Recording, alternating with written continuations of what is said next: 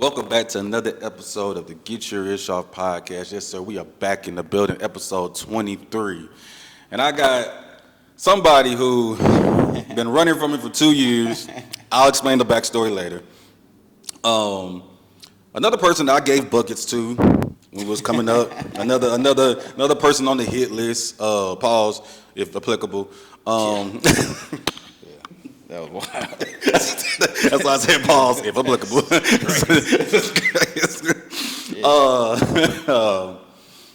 The owner of Makeshift, the owner of Duco's, an entrepreneur. I got Billy Hughes in the building. Yeah. What's happening, my guy? What's up, bro? What up, Brody? What's happening?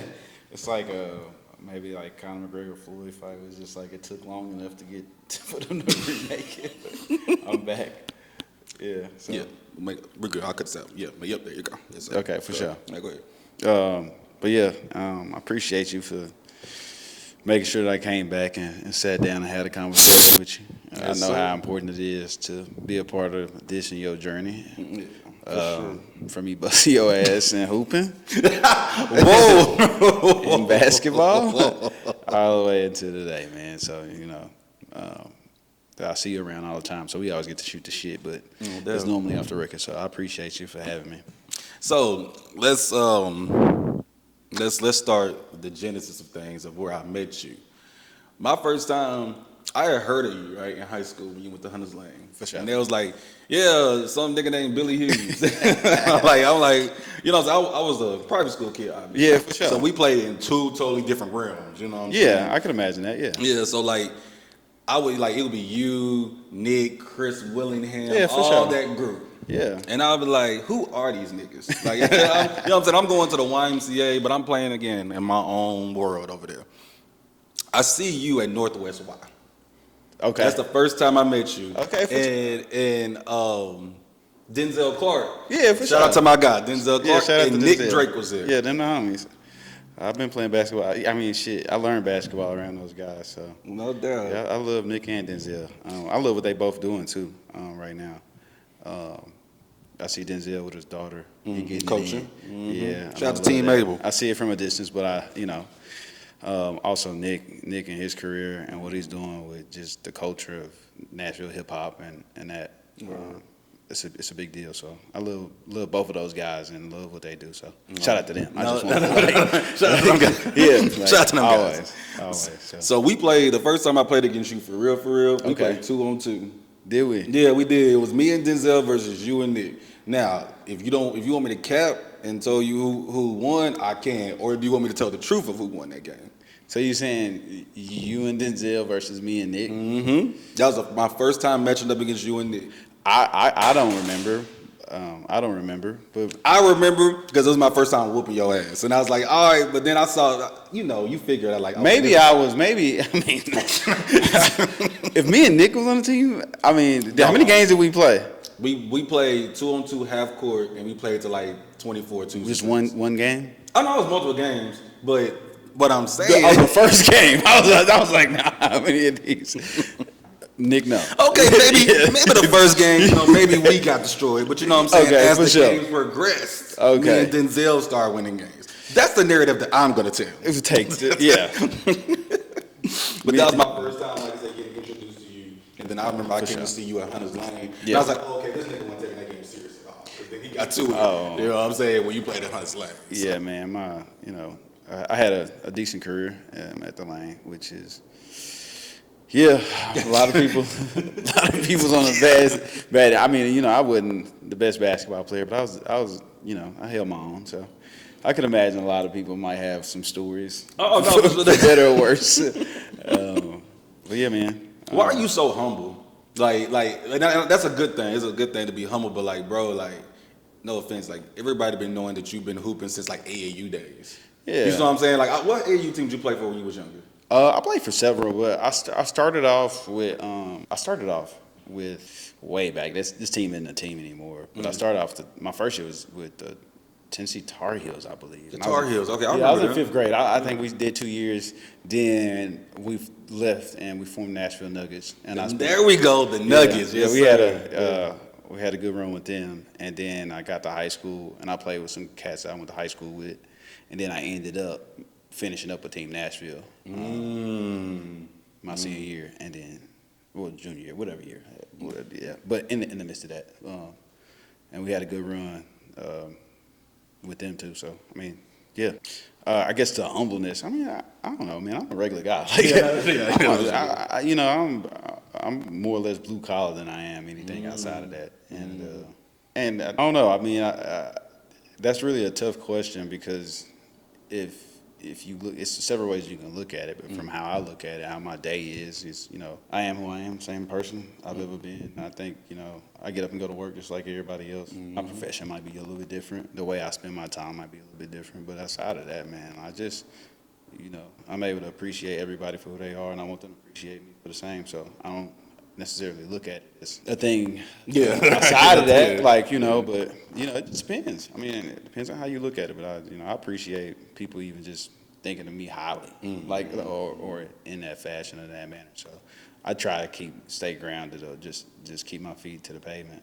As best I think that's something that I remember as a kid. My parents were like that was big for them. Like I was good or decent. I mean, I wasn't the best. I'm 5'9". And Yeah. But 5'9". Yeah, I'm a smart. But my parents and my life were very humbling. Like they were like, yo, yeah, all right, buddy. You got a long way to go, buddy. Yeah, for sure. So I was always reminded of my reality, and I appreciate them for that. So I guess that's just a nod to them, and also that's why I'm just like, I've never been good enough, in a sense. I don't know about that, but what I mean by that is not good enough in that aspect, but good enough to call myself great, right? Like, for sure. Like you're good enough, but there's always somebody out here better than you. So for sure. For everything, the yin and the yang, from what you give, you receive. So if you put that out there to be that way, that's how you gotta live. So all right, so it's been said that you went to Hunter's Lane, but before we get into who Billy Hughes is today and what you got going today. Okay, for sure. Let's roll it back. Obviously, you're from Nashville. Tell me some of the schools you went to. Man, dude, I went to technically 3 schools. I never transferred or left a school. So I went to Ross Elementary, which is out. Shout out to Ross, no doubt. And then I went to Goodlettsville for middle school. Absolutely. I went to Hunters Lane for high school. Oh yeah, so you didn't leave none of those. No, I never left the school, cool. man. I'm a committed guy. Committed. Yeah, man. I had opportunity leaving middle school to go a couple different places. I could have went the private school route. That was an option. I really didn't understand that stuff like that. And then once I got to Hunters Lane, we were at the time decent in basketball, and I had some opportunity to play early, and I wanted to capitalize on that. And I did. I'm was so used to being around people I grew up around. Like, I'm a neighborhood kid. Like, I always been kind of that way. Like, I ain't never, I didn't want to get away from that. So I just rode it on out. So here we are, still in Dickinson Road. I ain't left Dickinson Road. So what happened, not what happened to you, that sounds crazy.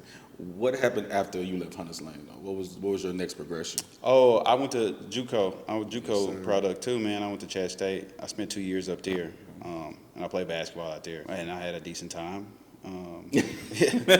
And I came back, and then I was like, I got my taste of, life in so many different ways and understanding me as a young man. So after that, I had toyed with continuing my career, and I ended up just making a decision to forego that and start focusing up on some other things, other aspects of life. So, but I've always kept my ear to the game and paid attention to it. I just hadn't. Once you go and play and you spend that time and you had that conversation with yourself about basketball, your life, your future, you kind of start just putting that energy towards something else. So I never lost a drive that basketball puts in you, and just playing a team sport and that competitiveness. It's just what do you apply that, and how do you apply it, and how do you harness that? And I think once I left or stopped playing competitively, my focus went to how can you compete in other ways. How do you compete in life, because it's a big picture thing. I try to talk to them whenever I get an opportunity, just being around you, especially the ones who love sports and understand what you learning by being a part of a team, by understanding what it takes to put work in and then receive something in return, though not monetary. That simple action of being dedicated to something and committed to it and seeing it through is going to follow you for the rest of your life. Yes, sir. And that's what quitters are for, right? And winners are for, and losers. So I try to preach to them not so much paying attention to the sport itself, but the lessons you learn. The lessons you learn through The it. triumph, the trials and tribulations, the ups and downs, what successful people do, what successful people don't do. 9 times out of 10 or 10 times out of 10, the guy who works the hardest is probably going to be the best. Yes, sir. Right? And the guy who works the least. This is going to be washed out. And it might not show today. But it's a brick by brick mentality. So I try to get them to carry that on and understand that though you might not go to the NFL, the NBA, or whatever the case may be, are you willing to let it translate to your life? Right? Like, are you going to take those principles and say, hey, I'll be the best. I might not be the best basketball player, but I'll be the best school teacher. Right? Like, those are the things. And if we get so caught up on being the best basketball player and not understanding, am I being the best version of myself? I mean, you can get lost in that. But yeah, I mean, that's my soliloquy about that. I'm about to say, yo, that's a hell of an intro. Yeah, That's a hell of an intro. I just always want to be able to put that out there because I just see kids, like I'm always around them, man, and I've been that kid who dreamed, and I'm like, all right, what happens when that dream stops? And then like, because everything's still moving, it's a locomotive, man. We in life, like, and it's going full speed. And if you're just kind of still caught in that daze or looking around, that shit is going to pass you by. So we got to make sure that we still doing something to keep going forward, no matter what that is. It's so crazy that you said life will pass you by, because that is one of my mom, like, I swear she made that quote up. And no, she didn't, obviously. Yeah, for but like, sure. she always says, like, she always just say, like, I would do things in my own time, which, I mean, if you know me, that's kind of how I am. But like, she'll be like, if you don't stop doing things on your own time, life will pass you by. Yeah. You'll miss opportunities, you'll miss blessings because you want to slow pace it, or you think it's supposed to be done this way. But the opportunity is right there. Like, opportunity only knocks a certain amount of times. You know what I mean? Yeah. I mean, it's just what it is. When you become, like, if you get that fire, like, but you have it, right? Like, the moment you start practicing on something without any provocation, like if you just wake up and you go dribble a ball, if you wake up and go throw a football, that simple motion, if you take that same mindset and apply that to something as simple as just waking up and reading a book, yes, sir. or waking up and it might be something like watching a YouTube video. It's just about something of substance and like how you occupying your mind and your time. You're going to get better naturally. Like, it's the same concept. It's just the same construct. It's just you might be happier doing. Right. Yeah. But 5 years from now, if you learn enough about something, you can probably be good at it. I'm rolling. All right.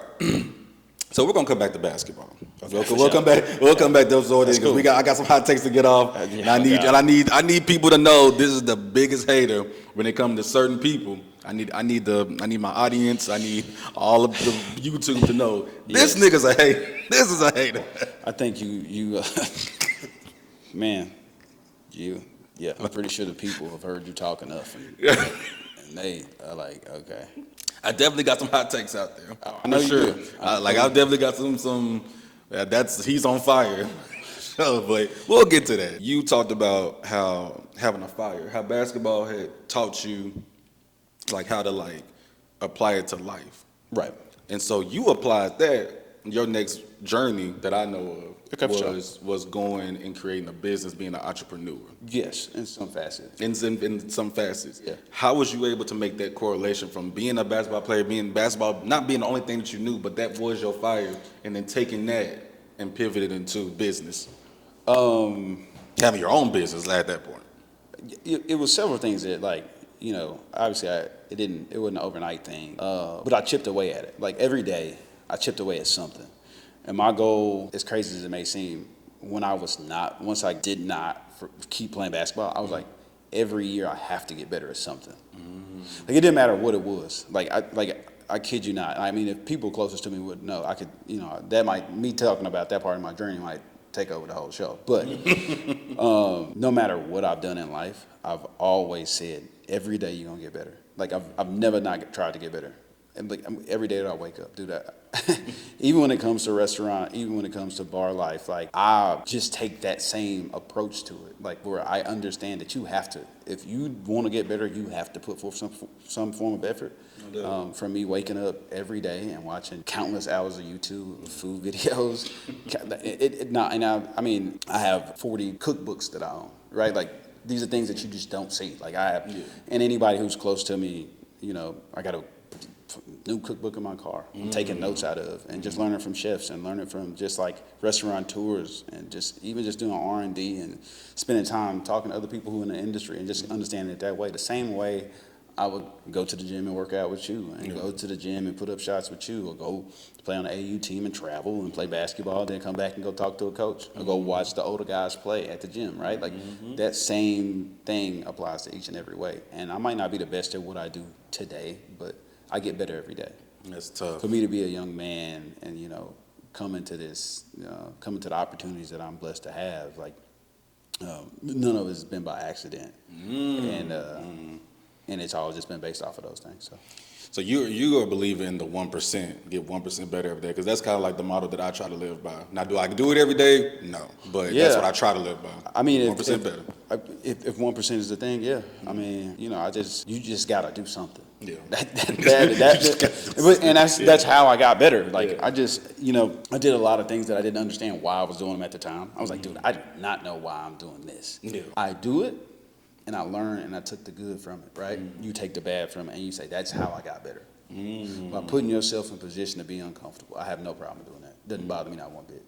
Like, I don't think nothing of it. But so when you say being uncomfortable, like, give me an example of something, if you can, like, of you being uncomfortable and you had to. Well, I mean, just even the basis of me opening up makeshift, right? I've never worked at a restaurant. Right. I never served or anything. Like I've never had a significant role in anything hospitality related. Like that's never. So my first day on the job, we were open, right? So it was no. I didn't get a warm up. I didn't have somebody like take me under their wing and give me the game and say, all right, look, you work for me now. Like, no, I woke up. And I dedicated everything it took to understanding what the hell I was doing.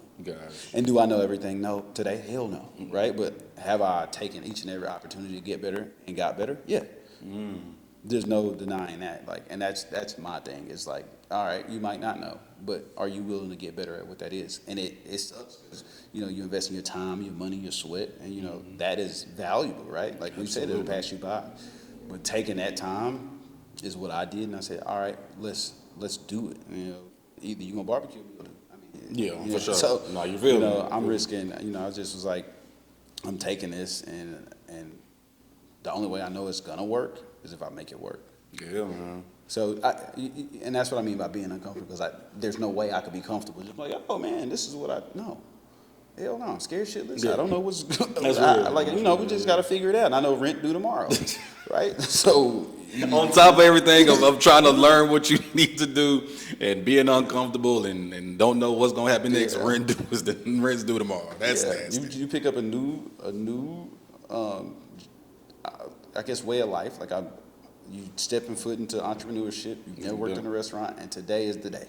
Yeah, man. And you got employees you got to pay. You got a family you got to feed. You got lights you got to keep on. What are you going to do? You got to make it happen. You got to make it happen. So, I mean, when you look at it that way, I will say, sometimes, when I get on when I talk to people, when I've done podcasts and stuff like that, sometimes, I'll have, a personal conversation, and I'll start saying things that, that goes through my mind. And one of them is,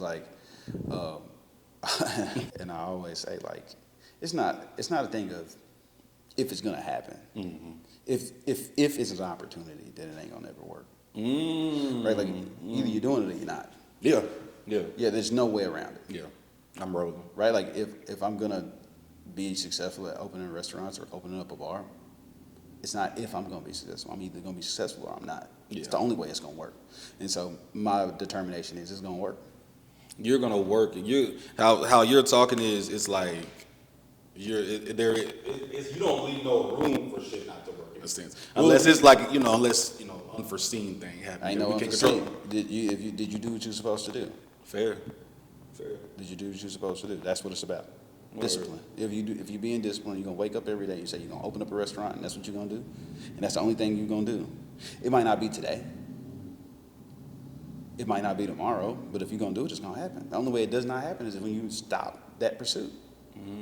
So I mean, I could open and close 10 restaurants, but if I said I was gonna open a restaurant again, we're opening a restaurant. We're gonna get it done. You get what I'm saying? Like, Yeah, but that's the only way it goes. Like, I mean, unless you quit. Yeah.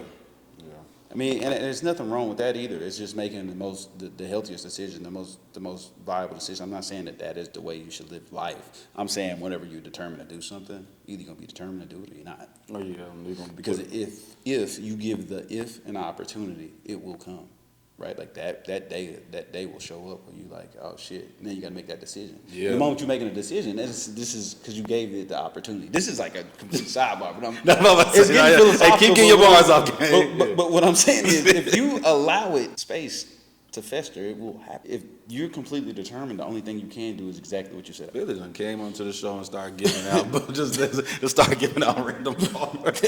I'm just saying. No, that's real. No, I'm joking, but like, nah, you right. Yeah, I'm rolling.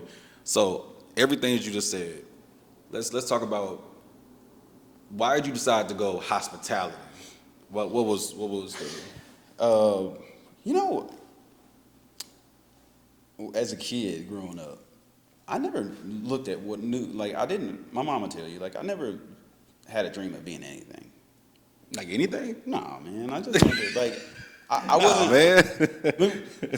ain't no telling what I wrote down on that first grade sheet of paper. Yeah. Right, like, I wasn't that kid. Like, I Yes, wouldn't, like, of course I would have loved to play in the NBA. I would have loved to continue to play basketball. But at the end of the day, I did not even envision it. I didn't know what it looked like. Yeah. Like, coming from where I came from and growing up around Nashville and seeing success came in so many different ways, right? So understanding what that is to idolize something, I never did that. You know, I just wanted to be, and that was my goal. Like, I would just be like, I want to be successful. I know what I enjoy. I know I had things that I enjoyed to do, but I never was a kid who was like, man, when I grow up, I want to be a chef. Or when I grow up, I want to be a firefighter. That was never me. I just wanted to grow up and be successful, and I want to do whatever it took to be that. So I guess to tie that into what's today is like, man, I found an opportunity for me to be successful at something in some facet, and I said that I was determined to make that happen. So. Yeah, here I am today. I remember when I saw you at damn, I forgot what that club was called. It was a lounge. Okay. And that's my first time being introduced to makeshift. He was like, we saw each other, we started chopping up as usual. Yeah, for sure. He was like, bruh, you gotta come by my spot. I'm like, what you talking about? Like, what are you talking about? For sure. He was like, makeshift. I'm like, what the hell is a makeshift? I was like, it was like, bro, it's on Dickinson Road, and you gave me the address, and I pulled up literally like that next weekend, I think on a Saturday. Sure. Yeah. And I've been ever since. Like, Yeah. I've been there feel like every other weekend I'm in makeshift. Yeah, I mean, and that's the kind of whole point of just being makeshift. It's like, man, the place is designed for the people who are from here. It's an opportunity for us to all take ownership as Nashvillians and say that, like, we are from here. This is a spot locally owned. And the locals are who support it, and we're more than welcome to anybody from any facet. But the big thing is just having people be comfortable with who we are, and our idea is more like Cheers. If you ever look at it as something, and that's what it came from. So we out that moment, like that opportunity where you like, oh shit, this is my boy spot, and I want to go and support it. Absolutely. Which I do appreciate you always coming through. Always. But in the same sense, that's exactly what I wanted it to be. It's like somewhere for somebody like you to be like, yeah, that's my spot, and that's where I go. Absolutely. And of course, you can go anywhere in the city, and I want you to go experience it and enjoy it. But in the same breath, I'm like, yes, but I need you to make this home. Yeah, I for want sure. you to be like, this is where we go. Your friends come in town. We can go anywhere. We have to go by here and just be a part of the true essence of Nashville. Well, I'm about to say, you are literally like a prominent figure in Nashville. I know you don't feel like that, but as far as like because of makeshift and shout out to Ducos too, we're gonna get into Ducos too. Yeah, for sure. But like, how does it feel to be? I know you may not look at it like that, but how does it somewhat feel to be a prominent spot for Black people to pop up in, or any color? I don't want to go there, but most of them are Black. If I'm being honest. Yeah, I mean, the thing about being in the space is you're able to appreciate the people you work with, the people that you support. So sometimes I kind of get more or less caught up in my day to day and just like making sure that the ins and outs are taken care of and the people who work with me are happy and are able to feed their families the same way I want to feed mine. So, I mean, without them, we wouldn't have the opportunity. Yeah, for sure. Right. So that's who makes it what it is more than me. Yeah. And I just happen to be a name that people can associate with the place. But more importantly, the people who are at work right now, the people who are grinding it out, those are the ones who keep that place alive and make sure that that place is able to support, feed, and allow people to patron there. So, that's the thing that I focus up on more or less than me myself, because I get up and go to work for them the same way they get up and go to work for me. And That's lit. yeah, so I'm glad that people even think of the space to go eat, drink, and patron. Like that's, when you living in that moment, you don't necessarily just like you at work. Yeah, for sure, for sure. Yeah. I'm just churning, man, and I'm like keeping my head to the ground, like, all right, that means we doing something right. But more importantly, like everybody's able to do the right thing, and we providing the right opportunity on both sides of it. Now, from what I've witnessed with you in Makeshift and just on how it's built, when especially when it was first starting, you was doing everything, and then even right now today, as you said, like you still do everything. Like as far as like you was in the kitchen, you was getting drinks from people. You know what I'm saying? Like when they was done, like you was doing everything. Like talk about being like you're hands on, like super hands on with it. Yeah, I mean, it's several approaches you can take to hospitality, man. I mean, and especially ownership. How do you envision that? For me, I don't mind. It's not even about even. I'm not even gonna say it that way. For me, I work there. Yeah, that's my job. Got you. I just so happen to be an owner. Yeah. Like my job is not about hanging out. My job is about making sure that people are able to patron that place and be comfortable. So, for better or worse, that's the mindset, that's the outlook I have when I get up and go to work every day. Is am I providing an environment for people to want to enjoy? So, if I gotta cook, which I don't mind, it sound like me, I gotta cook. Yeah. But if I gotta wash dishes, sound like to me we washing dishes, right? No. But I'm not gonna sit here and be like, I'm just an owner, I'm gonna hang out. Yeah. No, that's not my. Or you just don't do like the logistics, like where you're just watching your workers, like making sure they're on top of their game, which that's a part of your job as being a boss, but you're actually in the field with them. Yeah. In a sense, yeah. Yeah, I mean, we all working together. That's kind of, how I look at it. Like, shit, all right, now, if I have an opportunity to take care of the other side of the business, I'm going to take care of it. That's my job as well. But if I need to fill a gap, I'm more than happy to fill a gap. And whatever it takes to do, So with the vibe Makeshift has, it's a low best spot. It's like everybody's family, no drama. I mean, of course, every place has its little drama, but for the most part, Makeshift does not have no drama. How did you feel, like when people are coming for interviews for hire? How did you feel that for them to be able to match your vision of what Makeshift should be? I mean, so for us, we just started with people that we knew. Right, and that's most people. I mean, you interview and X, Y, and Z, but and then those people find like-minded people. That's gonna be your best source. Is just finding people who care. And we've had our bumps and bruises just like any other place, especially in hospitality. The turnover rate is very high. Absolutely. But we try to treat our people right, and in the same breath, want to have people who love to be a part of what we're a part of, and that's kind of it. That's the big thing. It's just normally that's how we go about it. We do hire from people that we've hired several. No, for sure, absolutely. Yeah, clearly, but the big thing is just finding those like-minded people who are already motivated individuals. But that's the same thing as like every job is. Absolutely. Yeah. So even like the part that you said, like I mean, if you've been in any type of business, you should know like people hire their friends, their family, because again, some of them are like-minded. Yeah. But then also you also know who to turn down too. You know what I'm saying? Like just to give it a band. And in this, you're gonna make your mistakes. You're gonna have people who get promoted to customer, and that's fine. But What they say, Billy, get promoted to customer. Yeah, that's nasty work. I one of my jobs that I had, my boss used to be like, you can get promoted to customer. So I took that and ran with it. So like that is still one of my mottos. Like, I mean, it just happens. Yeah, sure. I think it's a beautiful thing when somebody moves on and they still find themselves back in my space. That tells me That's that we're lit. doing something right? And it's never we never have any hardship or heartbreak between those things. But like for me to be able to say that the people who've worked for me and with me before are happy to come back, that tells me a lot about what we're doing. So Absolutely, it's a movement. Make sure yeah, it's a for sure. movement. I mean, a it's movement. it's cool. Now, So Duco's premise was we wanted to take a different approach to the business itself, and that was slow it down slightly, like elevate the space and just have contrast, right? Like we wanted people to be able to go to one and also partake in the other without feeling like they were in the same place. gotcha. And that's from the color scheme, that's from the vibe, the music, the layout, the food choice. Like that's kind of like everything that it encompasses is that. We still want to do simple comfort food, and that's why it's pizza, pastas, and a couple of southern fun dishes. But like that was the approach coming into that. I mean, in where we're located, it's not a ton of food, especially at the time. Especially at the time, like as of recent, I mean, there are a ton of new restaurants that we love to have, and that's the best thing for restaurants is to be around other restaurants, right? When you talk about traffic and generating that, so that was really more or less the mindset was like, how can we generate more traffic right here, right now? Gotcha.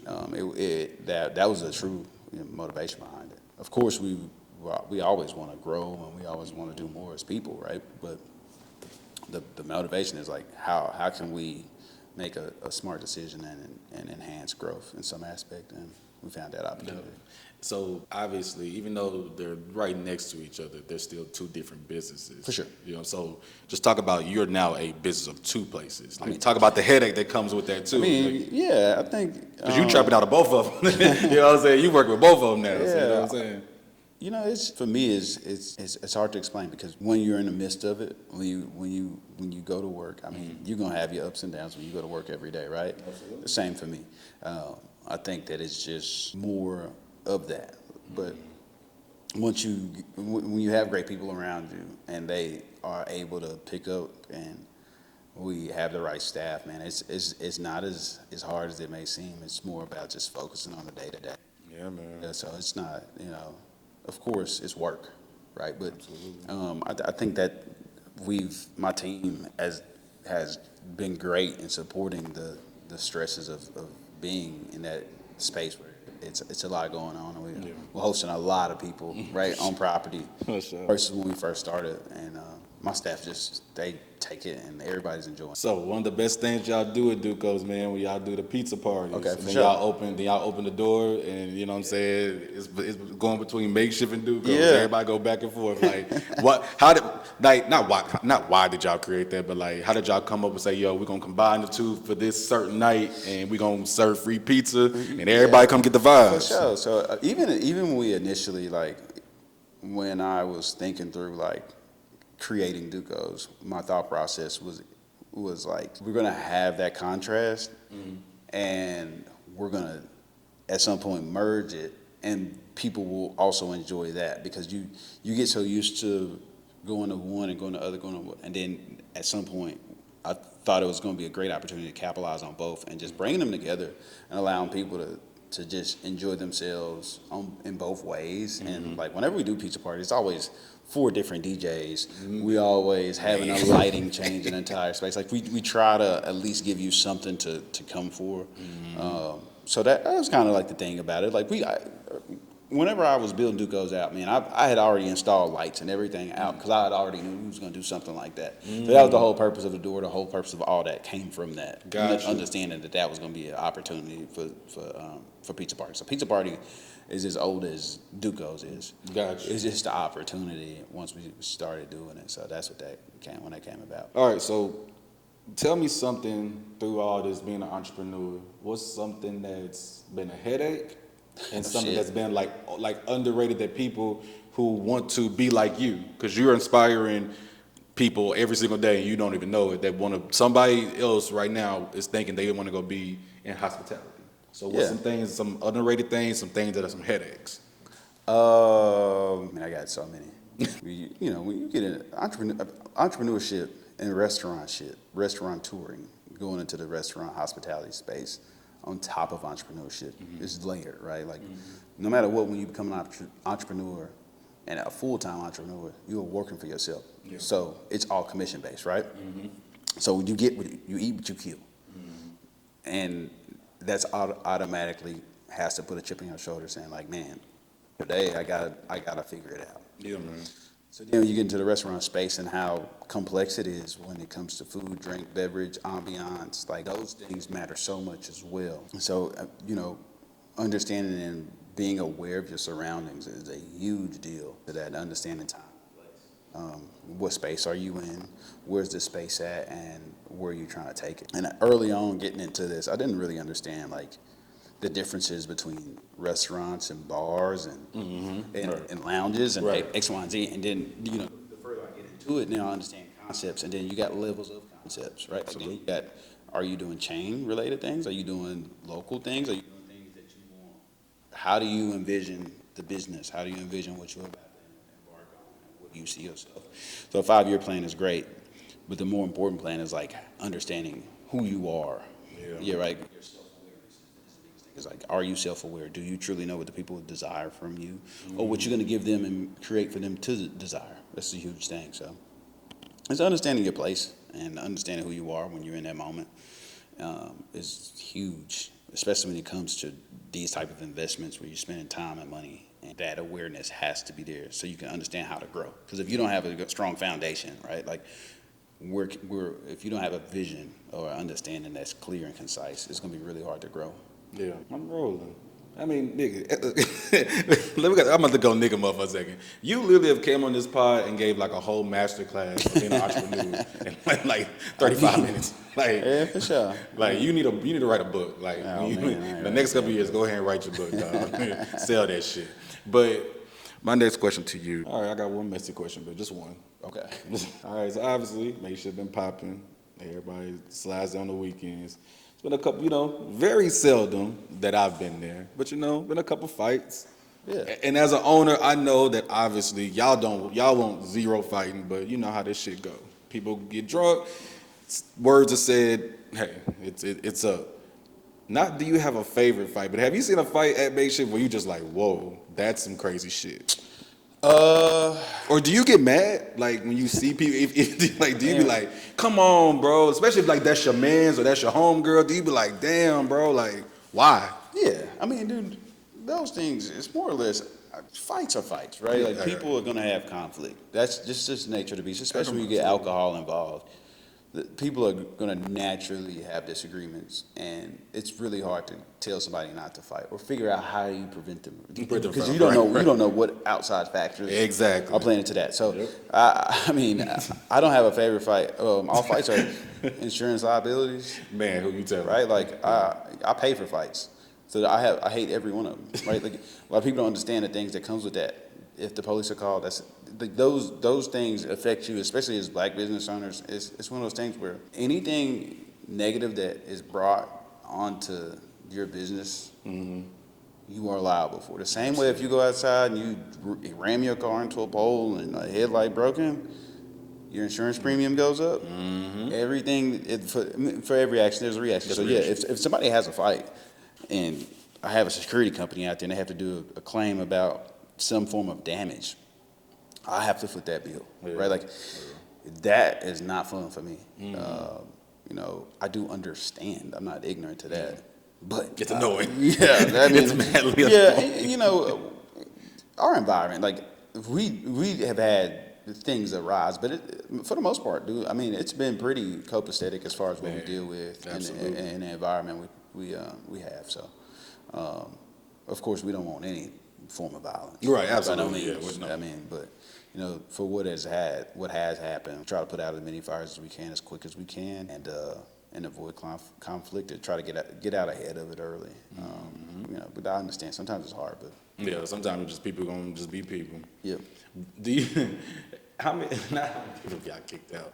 But like, I guess in a way, how many people do you not? I know there's a number, but have y'all kicked out a lot of people? I mean, you know what I'm saying? Like you are banned, nigga. Like you cannot come back. See, when you open to the public, it's hard to ban somebody. Can you ban them? Yes. I mean, We have definitely banned people, right? Some people will be trespassing if they step back on the property. That's not, but those things are few and far between. And if we've escalated to that point, dude, I mean, Yeah, like why are you even coming back? You already know. yeah. So I mean, but I have some people who will be trespassing the moment they step on property, right? Like, and it's not even a hard thing to do. Like, it isn't. I'm not happy about doing it, but those things happen with this type of business, man. You get people, they get rowdy, they get drunk. Sometimes the decision making processes are not at the height, right? I think that, but in the same breath, the other people who are enjoying themselves and having a wonderful time and came to communion with their people, and we just don't want them to get interfered with. We want to support the positivity, the people who kicking it, and the people who enjoy our spaces who we want to focus on. All right, we're back. Mini break. We've talked about Ducos, talked about makeshift, being an entrepreneur. Now we're gonna go into the side of who the hell is Billy Hughes outside of all this? Outside of being Mr. Basketball and being Mr. Makeshift and being, one of the Nashville pioneers as far as having your own spot, a black spot. Who the hell is Billy Hughes? What do you do? Like, Oh man, I mean, I pretty much go to work. I'm a father, more importantly, though. Yes, I got sir. a beautiful son, man. He actually was born the year we opened Makeshift. okay. Yeah, and That's dope. and that's probably I'm more reside with that than anything. It's like being a dad. Like most of my free time, I spend a ton of time with my son, and I enjoy every moment of that. That's lit. And making sure that he's happy, and that's kind of my deal, man. I go to work and I go home. Yeah. I don't spend a ton of time just like hanging out. Back to like the basketball thing, you kind of get fixated on what you do. You go home, go rest, and you get back up and Get do back again up to tomorrow, it. right? Get Like, to it. Yes, that's sir. kind of my thing. I enjoy it. Of course, I love watching sports, dude. That's my thing. I'm big into sports. Absolutely. Anything sports related, I got my ear to it. I don't get to watch it as much as I used to. But the things I care about, I know about. Yeah, for Of sure. course, you know that. Like the ones that I do need to know, I do. I make sure I know enough about that. So You have strong opinions. I mean, I don't know strong opinions, but they probably right. Got the right opinion. We gonna get to that. We gonna get to that. Go ahead, continue. But no, that's kind of my thing. I mean, outside of that, man, I just love being around my family and cooking food. I've gotten into smoking meats a lot, and I've done a couple different things on the menus. Just smoking meats. I think that has been kind of like one of my quiet hobbies. It's just like getting better at that and getting better at like small things like that, man, has been huge for me. It's just knocking that stuff out just every day, just chipping away at that. So I spend my time pretty much just getting better at who I am. You're a father, as you just mentioned. Yep. How has fatherhood changed you in such a short time? Oh shit! You know what? It's really hard to even put into words how fatherhood would change you. Because I could tell you, but you won't understand. Like nobody would understand. I didn't understand even when I would have those conversations early on about being a father. It's stuff that can prepare you. No, man, it's a beautiful thing. Unconditional love is an amazing thing, man. And I mean, you can love somebody, but once you have a child, it's just hard to put into words. So A different ball game. yeah, man, and I love being a father. I love just everything about that. So All right, you ready for this? You ready? no.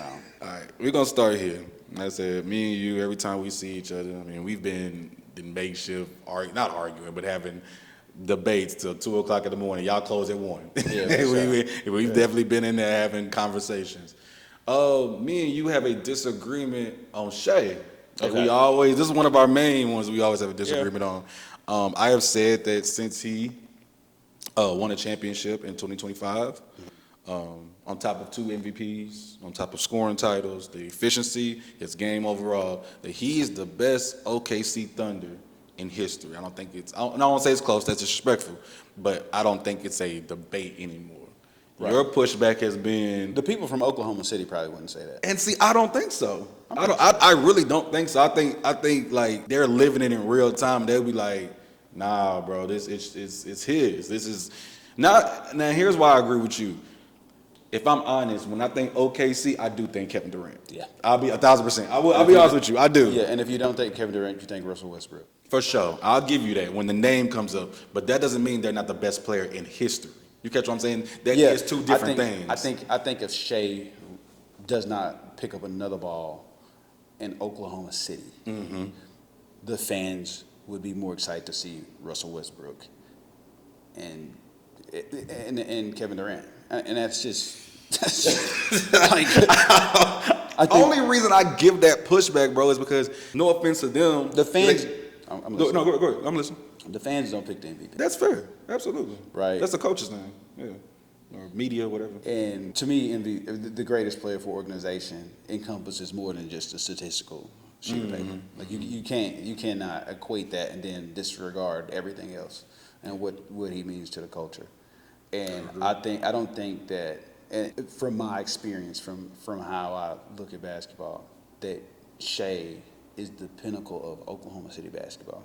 Now I can hear it. Not when you say it like that, form like that. I actually can agree with you. I agree 1,000%. That's where my opinion is. Not that I don't think Shea has great accolades. I think that those guys are the creators of Oklahoma City. 1,000%. And it's going to be really hard until you might need 30 or 40 years between them. And I'm not trying to be funny, but for people to distance their desires, they love that. I mean, those how they created that culture. That's their culture. I'm rolling. They own that. I'm rolling. Shea picked up and ran with what they had, but those guys were drafted to Oklahoma City For sure. And Shea was traded there. Yeah. I'm rolling. And what he did, if we took those same things, and I even showed you, like, those kids at 21 was going nuts. Yeah, like those kids at that time, like, if they would have stuck it out, we probably wouldn't be having this conversation. Oh no, right? Yeah, like if they had the same coach, yeah. Like if they didn't have to play against, I mean, you have to understand who they lost to. They lost to the Miami Heat. Who they beat to get there? The Lakers. No. You talking OKC, right? Yeah, who they beat to get there? Didn't they play the Lakers that year? The Spurs. I know they in the Western Conference Finals they beat the Spurs. They Second didn't play round, Golden they State beat that year? Huh? They didn't play Golden State in the playoffs that year? Golden State That was the didn't come to next year. 2016. That's 2016. When OKC lost to Bron and them, that was 2012. That was a 4-year gap. Okay, Yeah. 2012. Yeah. I'm sorry. You take that in consideration, then you go back and the teams they would lose to is LeBron James and And Stephen Curry. and Stephen Curry. Like, I mean, if I lost to them, if I lost to a 79-9 team, 72-9 team, okay. And if I lost to LeBron James, Dwayne Wade, Chris Bosh in their second season together, Yeah. I mean, like, you're probably gonna lose. But Absolutely. 90% of the people, those two teams that those kids lost to, were top 10 teams in NBA In history. 1,000%. I'm rolling. Yeah. It took something special to knock them out. Yeah, but everybody was gonna lose. Yeah. Everybody would have lost to them, right? Like, of course they lost to a team who won. I think that season the Heat ended up winning like A crazy amount of games. Absolutely. I mean, what happens whenever you put greats up? But I mean, if I lost to two top 10 players at the peak of their career in their primes, yeah. It's no Shea- knock. It's no shade. Yeah. I don't think Shea has ever played top 10 all-time player in the playoffs. No, because he doesn't have like a big enough playoff resume yet. He will. Well, they lost. What you mean? The Russell Westbrook and Kevin Durant lost it too. Oh yeah, no, for sure. Yeah, so that's why great, because he hadn't done great shit. He won a championship. He won a championship. Hold on now. This is we were on the same page, brother. I was rolling. This is where me and you are gonna depart because he's got 2 MVPs. He's got like 2 or 3 scoring titles. He may or may not should have 2 MVPs. I actually agree with you. Yeah, That's a whole nother conversation. We'll be here all night. I mean, they gave him 2 MVPs. There's a couple dudes from Canada who done got 2 MVPs for no reason. Let's not do that. Let's not do because me and you disagree on that wholeheartedly. And I gave you facts on why that's a whole different, like why he won those 2 MVPs. But I digress. Let's keep on Shea, bro. At the end of the day, ain't nothing we can do to change it. You know what I'm saying? Like we all know, like for example, Shaq should have had 3, 4, 5 MVPs, correct? Kobe Bryant's the same way. Like I am still shocked this nigga had 1 MVP to his name. Yeah, I mean, we can find opportunities to give other people trophies, but Yeah. I get you that, and that's my thing. I don't think I'm not gonna put too much weight on that. Yeah. Because you're also talking about 2 guys who played with MVPs. Absolutely. Like when those guys broke up, both of them were MVPs. No doubt. You think if James Harden stays, it's the same? Like they have the similar success, or eventually one of them would have to leave because James Harden was coming into who he became. You know what I'm saying? I think those guys. I think it was 3 MVPs on that roster. Right. That's crazy. in real time. Once again, if we're talking about being great, it's going to be real hard for me to win MVP next to the MVP. Exactly. So if I only got one for the organization because the other guy was the MVP, Yeah. it's cannibalism, right? Yeah, for sure. So did the moment Kevin Durant left and the guy Russell Westbrook is the MVP the year after, was it 2 years after? 2 years after, yeah. It's hard to. Once again, that's what I mean by the impact. Like if you want to keep talking about the two MVPs, I can also point out the fact that they were 3 MVPs on their roster. It's going to be really hard to get 3 MVPs or more, right, as an individual when you got the other 2 right here. 1,000%. So if we all on the same roster, somebody got to win an award, and we all can't do it at the same time. And then, or the worst case, nobody wins the award and they just go somewhere else. Period. Because y'all like knocking each other's, you know what I'm saying, stats off. Exactly. Like it's just going to be. But who's better? Yeah. I mean, those guys.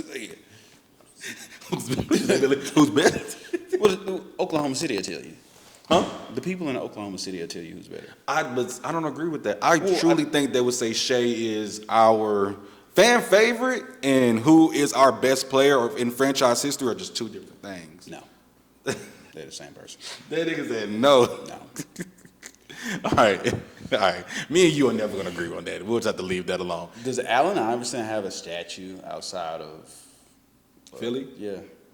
No, I don't. No, does he? He does. Oh, he does. Oh, I swear I didn't know that. Yeah, but I see, don't- bro. I don't- See, and come on, man. It's terrible. But it's players with more X, Y, and Z. But the fans understood Absolutely. the impact of that player, and he was one of the greatest Sixers of all time. 1,000%. Yeah, he good. If not the greatest.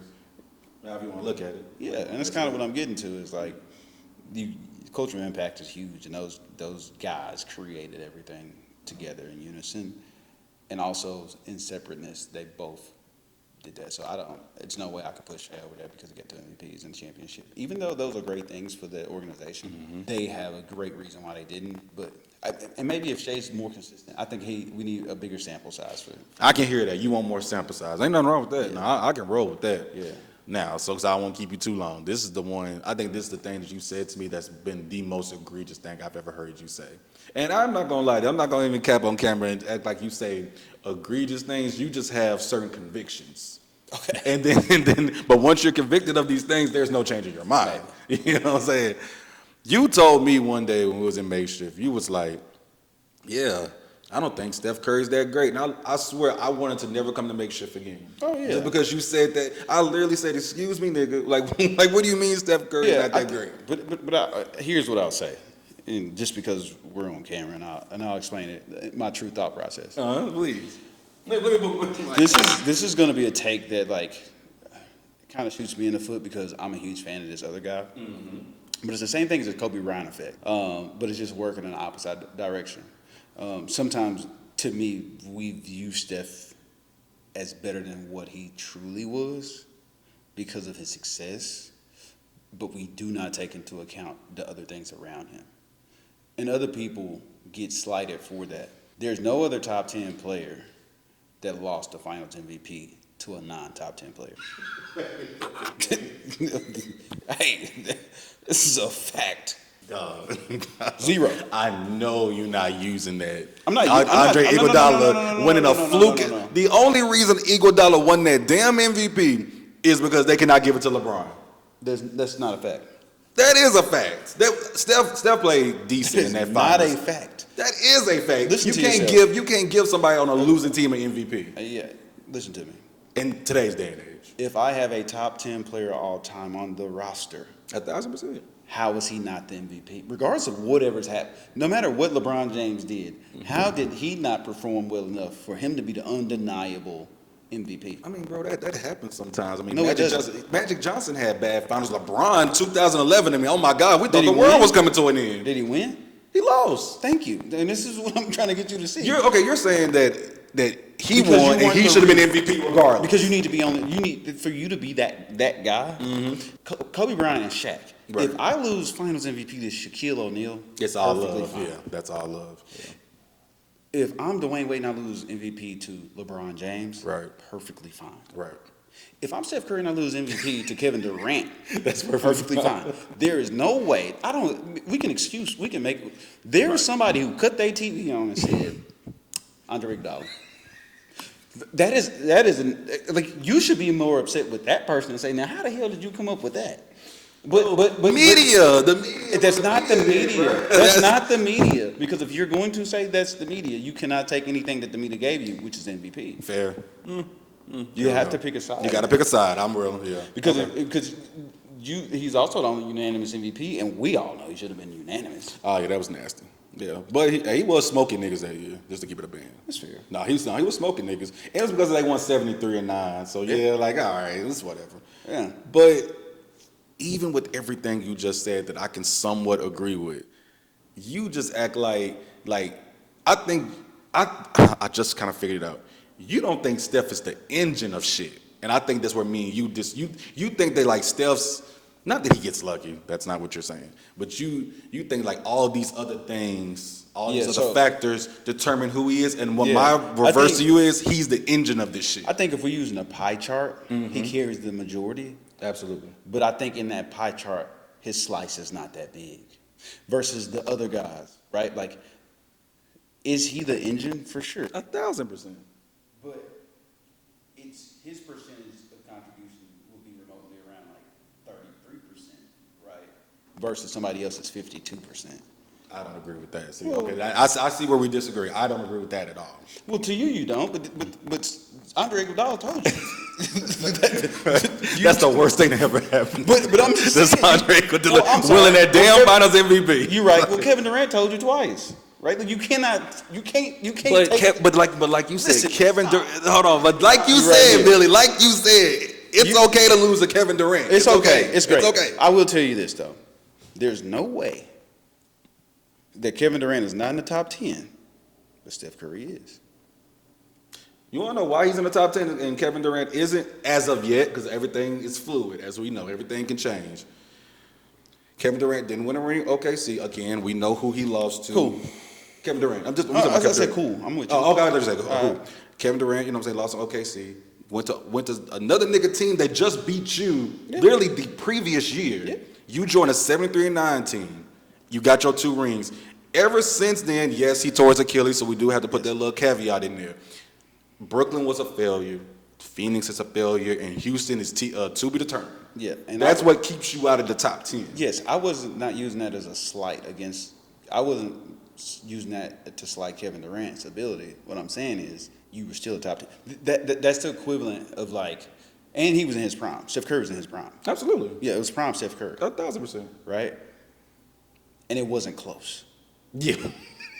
I agree with that. Yeah. Like, it wasn't even close. Yeah, it wasn't close. Yeah. We can go back to Kobe Bryant, and then his first 2 championships, have at it. But if we look at those playoff runs of that last championship he got with the Lakers, Kobe Bryant was a co-MVP. Undoubtedly. Right? Undoubtedly, like, that guy was able to perform. We never seen that. Those 2 years, it was Kevin Durant. Dude, once again, so let me revert back to this. You cannot take 2, because we need Kevin Durant to be in the top 10 for this to justify your actions. And I'm just being honest. We need Kevin Durant to be in the top 10 so you can say, well, I lost to Kevin Durant. But if Kevin Durant's at 15, I just don't see how good Steph Curry is because I'm like, damn, you done lost MVPs to Joe Blow, Joe Blow, and Joe Blow. Like, are these dudes great? But it's like, because the high point of Steph Curry is simply scoring and being the best offensive power. Absolutely. And at no moment have we ever looked at Steph Curry as that, outside of one. I'm about to say, hold up. He got one. The versus Celtics, he completely destroyed. But the Celtics were the better team. If you actually watch every single one of those games, go back and look. Well, it's on YouTube. Well, you got to. I mean, if we want to break down the series, people was getting hurt. Who's getting hurt? The Celtics team. Nobody missed games. Nobody missed games. Coming back off of injury. I'm sorry. Some of them were coming back off injury. I don't do, nigga. If you on the court for 25 minutes and up, yeah. No. And then on their path to that finals, every team that they played, best player was injured. 1,000%. I do remember that. Yeah, everybody was hurt. Yeah. Besides maybe the Mavericks. Yeah, no. When they played the Mavericks. Every team. He said no. Every team. I promise you, every team. Damn. That was Jalen Brunson's coming out season that year when he started hooping, when Luka got hurt. Never had that. So, no, Steph Curry, I think Steph Curry's a phenomenal basketball player. I think he's top 15, top 20 all time, whatever. Do I think that he's the greatest point guard to ever touch a ball? No. No, that's crazy. No. It's Magic Johnson, But and a gap. I still think it's a gap. I'm not going to deny that. I mean, I think I still got a couple more point guards. And I think that's another thing why I don't think Steph Curry's that great. Because he's not a great point guard. Okay, that. I can hear that conversation. He's not a floor general, but as we know, the point guard description doesn't change in the 2020s. Yeah. Really back in the 2010s, it started to evolve. There's not just come down, be Chris Paul. I mean, I love Chris Paul, Steve Nash, they're my guys, but He's the best shooting point guard to ever play basketball. 1,000%. And he's also the best scoring point guard in history. And because Allen Iverson was considered a two guard, I would have put AI ahead of him, but he's not labeled as a point guard, he's labeled as a two guard. Stephen Curry is the best scoring point guard in basketball history. There's nobody better, including Kyrie Irving. And I'm a big Kyrie fan. I mean, it's debatable. I don't think so. I don't think so. Best scoring. That's a heavy title. That's dope. Like Jordan's the best scorer. Jordan. I say Jordan. You know what I'm saying? Some people say KD's the best scoring small forward. Malone's the best. You know what I'm saying? Scoring power forward. Shaq for the centers, or Hakeem, however you want to divvy it up. That holds weight to be the best scorer in your position all the time, in my opinion. Until we look at games that matter, and then it kind of get. But Yeah, for sure. I'm saying, I mean, yes, until shit hit the fan and down. Yeah. You get. But if that's the top, that's open for debate. But I'll let you have that. Like he could be because he's the greatest shooting, and I'll say, okay, if those two things are true, then they can be. Yeah, for sure.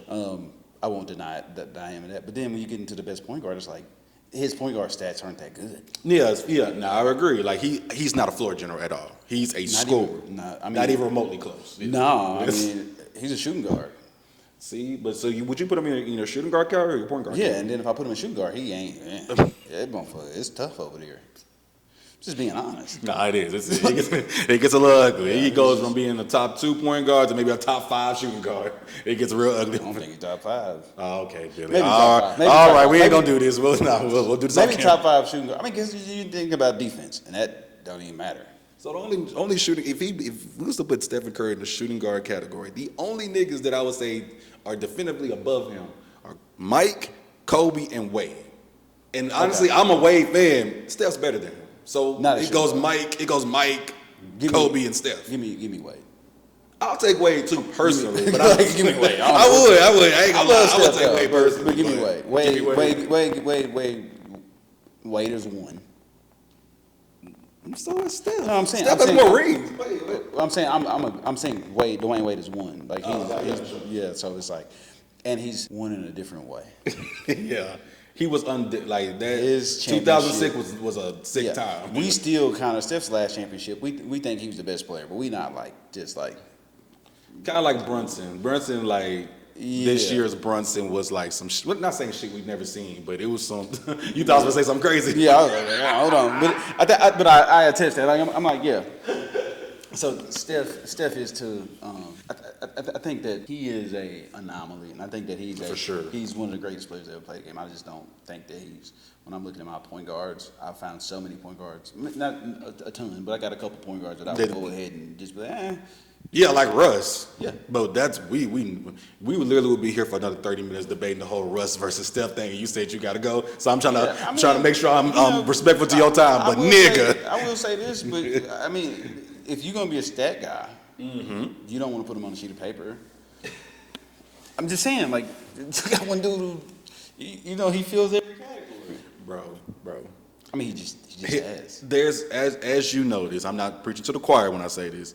There is more things in basketball more than just a stat sheet. Right. Of course, the stat sheet is a big guys, I told him this earlier. I know. That's what I said. And that's why I don't like debating, because I'm like, if you want to use that card, I'll let you have it. Right. But the moment we do get that means I get to enjoy my. I do have a guy who has the best stats of any point guard to ever play the game. I do have a guy that you cannot deny his ability to win at a high level. His ability. That's where I can deny you. He's been. Hold on. So when we're talking about all time guys, right? Yeah. We always think about these guys were the main driving forces of their teams. Yes. Like when you're talking about the top 15 or 20 guys, Yeah. most of those guys were the main guys of their teams at some point. They Right. won 1 ring, 2 rings as being the main guy. My whole pushback with you on the whole Russ thing has always been when Russ was winning MVPs and all this nigga was going home in the first round, bro, in like 5 and 6 games. He lost to a rookie Donovan Mitchell. I don't Steph like Curry. Hold on.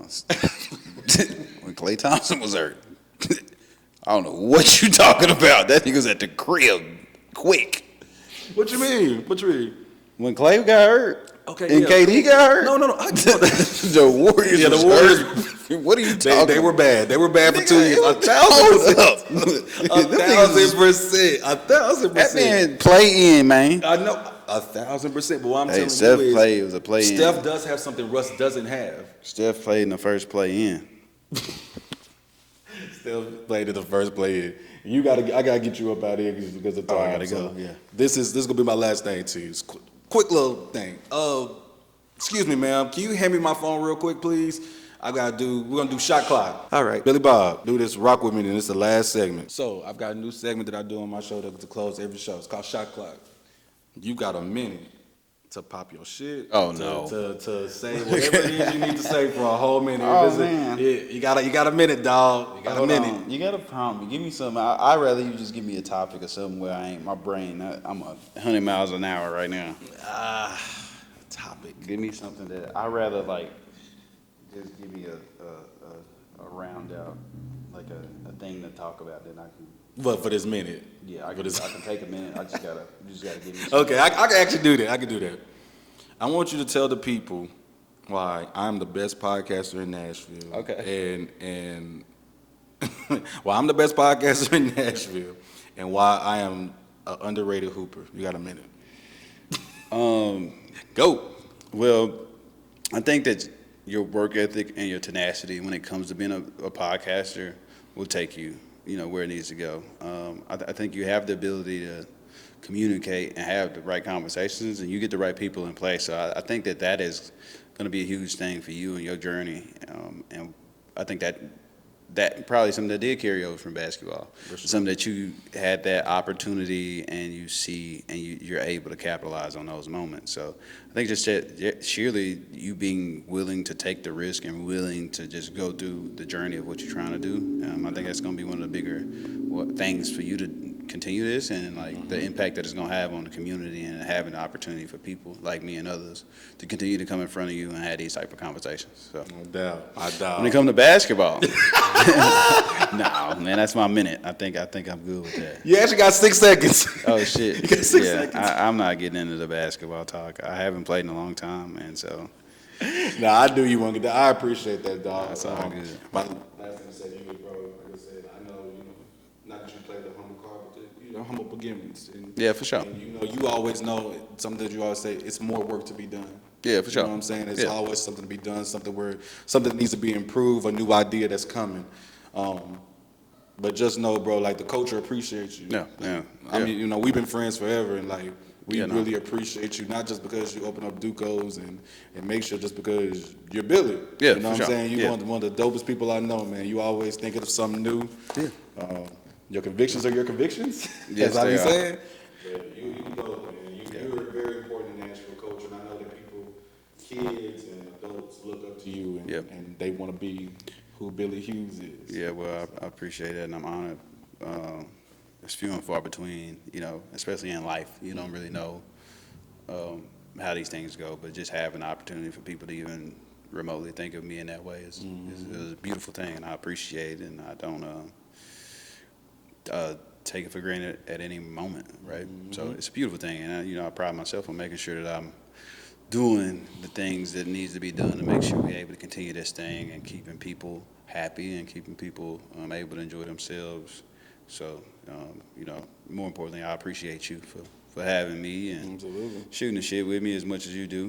We spend more time on camera talking shit than on, so I just Absolutely. appreciate you even want me to do it again. So, thank I you, brother. appreciate you pulling up. This has been episode 23. Billy Hughes is in the building. Oh, I'm Michael Jordan. Hey, man, ain't that some crazy shit? I like Episode that. 23. Ain't For that some sure. shit, boy? Get Your Ish Off podcast. Please like, subscribe, comment. Please pull up to Makeshift on Tuesdays through Sundays. They always got something going, man. Pull up I to appreciate it. Duco's. It's much love to them. Yeah. We up out of here. Thank you, guys. Holla. Yes, sir.